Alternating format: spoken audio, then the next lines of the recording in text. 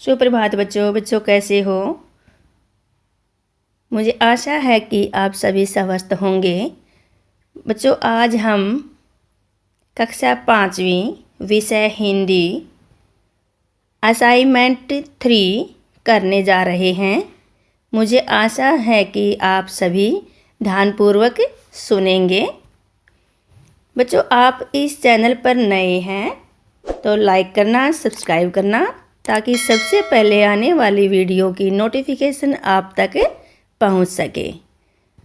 बच्चों अगर आपको कुछ पूछना हो तो आप कमेंट बॉक्स में कमेंट कर सकते हैं, लेकिन वीडियो को शुरू से अंत तक ज़रूर देखना ताकि आपको ये वीडियो सही अच्छी तरह से समझ आ जाए। ठीक है ना? तो सबसे पहले हम करते हैं, गद्यांश लिया है हमने।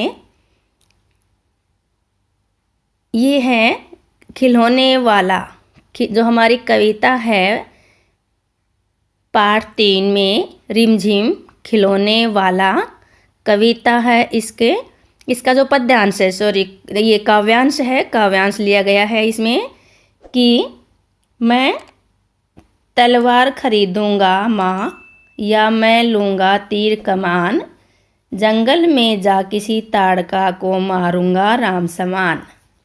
तो क्या कहता है बच्चा कि मैं तलवार खरीदूंगा।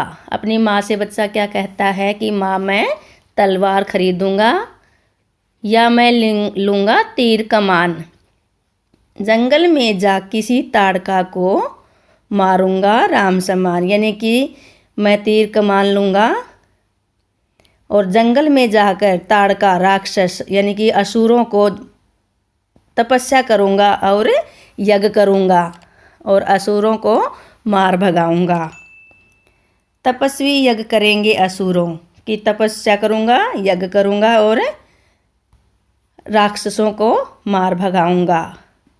को मैं मार भगाऊँगा, यो ही कुछ दिन करते करते रामचंद्र बन जाऊँगा। क्या कहता है कि मैं असुरों का नाश करूँगा, राक्षसों को मारूँगा और कुछ दिन यज्ञ करते करते मैं क्या बन जाऊँगा? रामचंद्र। रामचंद्र जैसा बनना चाहता है बच्चा। यही नहीं रहूँगा, यहीं नहीं रहूँगा, तुमको यहीं बनाऊँगा, तुम कह दोगी वन जाने को, हंसते हंसते जाऊँगा। बच्चा क्या कहता है कि मैं यहीं नहीं रहूँगा, तुम कह दोगी कि वन जाओ तो मैं हंसते हंसते वन जाऊँगा, पर माँ बिना तुम्हारे वन में मैं कैसे रह पाऊँगा। बच्चा क्या कहता है कि माँ मैं चला तो जाऊँगा, लेकिन तुम्हारे बिना वन में कैसे रह पाऊँगा। दिन भर घूमूंगा जंगल में, लौट कहाँ पर आऊँगा, किससे लूँगा पैसे, रूठूंगा तो कौन मना लेगा। क्या कहता है कि दिन भर घूमूंगा मैं जंगल में, कि मैं सारा दिन जंगल में घूमूंगा, कहाँ से लौट कर आऊँगा, तो किससे लूँगा पैसा। जब मैं रूठूंगा तो पैसा किससे लूँगा, तो कौन मुझे मना लेगा, कि मुझे कौन मनाएगा, कौन प्यार से बिठा गोद में मनचाही चीज़ें देगा। क्या कहता है कि जब मैं रूठूंगा तो मुझे कौन मनाएगा और कौन प्यार से गोद में बिठाएगा और कौन मनचाही चीज़ें मुझे दिलाएगा। तो माँ, ये जो बच्चा है अपनी माँ को कह रहा है। इसकी लेखिका कौन है? सुभद्रा कुमारी चौहान। जो खिलौने वाली कविता है इसकी लेखिका कौन है? सुभद्रा कुमारी चौहान। तो इसमें हमने कुछ प्रश्न भी बनाए हैं बच्चों, कि जो हमारा काव्यांश है इसमें पहला है कि बच्चा क्या खरीदना चाहता है। बच्चा क्या खरीदना चाहता है इसमें? मोटर गाड़ी, बिल्ली और रेल, है ना। ये ऊपर वाले स्टैंजा में है। यहाँ क्या है कि मैं तीर कमान खरीदना चाहता हूँ, है ना। फिर आगे क्या है? बच्चा अपनी माँ को क्या बनाना चाहता है? कौशल्या जैसी। बच्चा अपनी माँ को क्या बनाना चाहता है? जो रामचंद्र की माता थी कौशल्या, वो अपनी माँ को कौशल्या बनाना चाहता है। आगे क्या है? अगला प्रश्न है कि बच्चा अपनी माँ की कौन सी बात हंसते हंसते मान लेगा। बच्चा अपनी माँ की कौन सी बात हंसते हंसते मान लेगा। तो कौन सी बात मान लेगा? इसमें ऊपर वाले स्टेंजा में हमने देखा था, हमने पढ़ा भी है और समझा भी है कि आप अगर मुझे वन में भी भेजोगे तो मैं हंसते हंसते जाऊंगा, है ना। क्या कहता है कि वन में जाने के लिए मानता है। आगे है, बच्चे के मन में किस बात की शंका है। बच्चा क्या कहता है कि बच्चे के मन में किस बात की शंका है। बच्चे के मन में शंका है बच्चों कि बच्चा बोलता है कि मैं वन में चला तो जाऊंगा लेकिन तुम्हारे बिना कैसे रह पाऊंगा। आगे है बच्चों कि उपयुक्त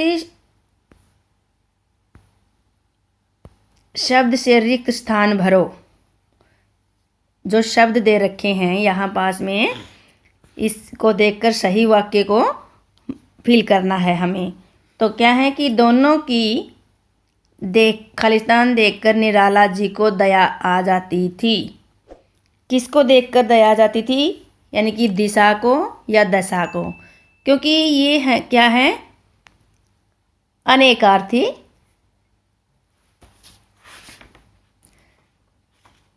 ये है भिन्नार्थक शब्द। क्या है ये?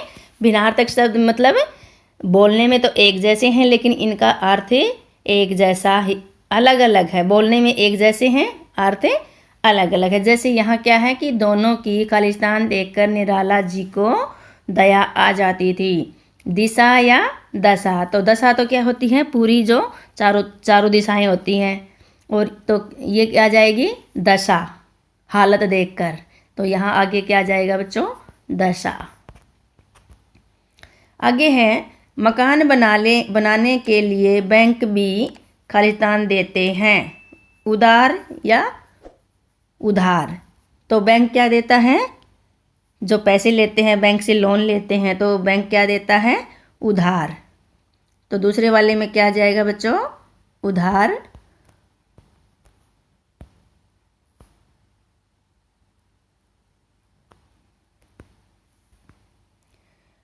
अगला है, मुझे प्रसिद्ध व्यक्तियों के लिए चित्र बनाने का खालिस्तान है क्या। मुझे प्रसिद्ध व्यक्तियों के लिए चित्र बनाने का है क्या। शौक या शौक, क्या आ जाएगा इसमें? शौक। अगला है, इससे आगे वाला है, वार्षिक परीक्षा शुरू होने में कुछ खालिस्तान बचे हैं, दिन या फिर दिन। तो क्या जाएगा इसमें? दिन। और सबसे लास्ट वाला है, श्री रामचंद्र रघु खालिस्तान के थे, कुल या कुल, कुल के यानी कि वंश के। ठीक है। इसे आगे है बच्चों, ऐसे शब्द जिनके एक से अधिक अर्थ होते हैं उसे क्या कहते हैं। ये कहलाते बाय मिस्टेक हो रखा है यहाँ। तो क्या आ जाएगा यहाँ? ऐसे शब्द जिनके एक से अधिक अर्थ होते हैं उसे क्या कहते हैं। तो उसे क्या कहते हैं बच्चों? अनेकार्थी शब्द। क्या कहते हैं उन्हें? अनेकार्थी शब्द। अगला प्रश्न है बच्चों कि गुरु और चेला कविता के लेखक कौन हैं। गुरु और चेला कविता के लेखक कौन हैं? सोहनलाल द्विवेदी। कौन है? सोहनलाल द्विवेदी।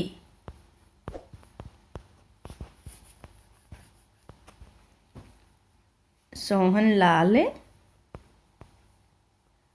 द्विवेदी।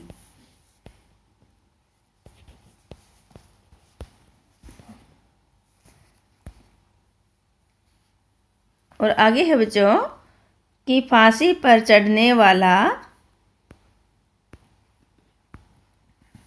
व्यक्ति कैसा राजा बनेगा। तो कैसा राजा बनेगा वो? चक्रवर्ती राजा। कैसा राजा? चक्रवर्ती। चक्रवर्ती राजा बनेगा। प्रश्न नंबर 6 है बच्चों, गुरु और चेला कविता के अनुसार वहाँ की सड़कें कैसी थी? तो वहाँ की सड़कें कैसी थी बच्चों? वहाँ की सड़कें चमाचम थी, यानी कि बहुत ही साफ और सुंदर थी। प्रश्न नंबर 7 है, रिक्त स्थान भरो। चकाचट, फटाफट, फिर चकाचक और खर खटाखट। आंधी के कारण पेड़, खालिस्तान, फल गिर रहे हैं। जब आंधी आती है तो पेड़ से फल कैसे गिरते हैं? खटाखट। तो यहाँ क्या आ जाएगा? खटाखट। आगे है, आज रहमान ने खालिस्तान कुर्ता पाजामा पहना है। तो चकाचट, बिल्कुल ही साफ सुथरा। गए वाला पोर्शन है, सारे बर्तन धुल खालिस्तान कर हो गए। बर्तन धुलकर क्या हो जाते हैं? चकाचक।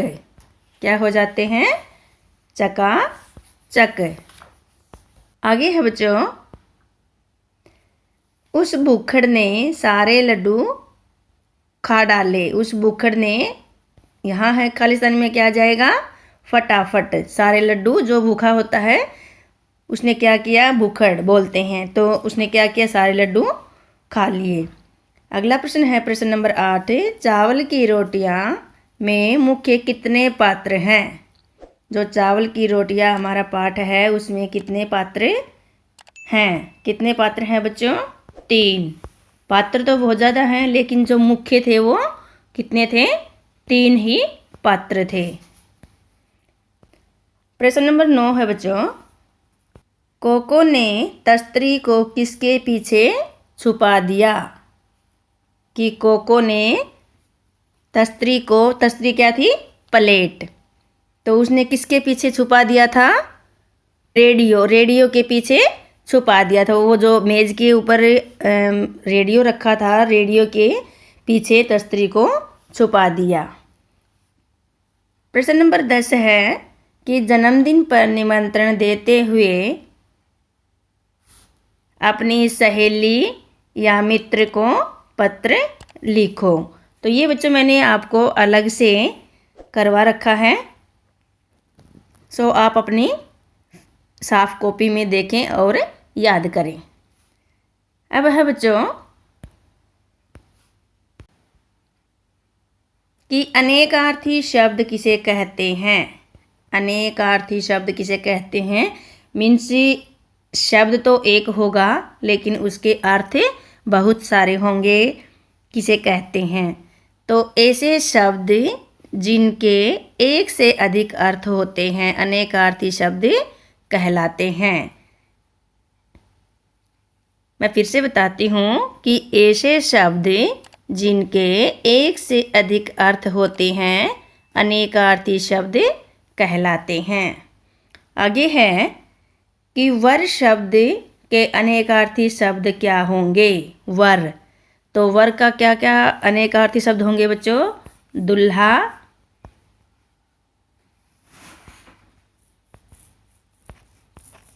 दुल्हा, वरदान और श्रेष्ठ। और श्रेष्ठ। आगे है, कोको के पेट में क्या दौड़ने लगे? तो कोको के पेट में क्या दौड़ने लगे थे? भूख के मारे चूहे। मिनी और तिनसु किसके पास बैठे थे? मिनी और तिनसु जो दोनों उनके घर बैठे थे वो कहाँ किसके पास बैठे थे? मेज के पास बैठे थे। किसके पास? मेज के पास बैठे थे।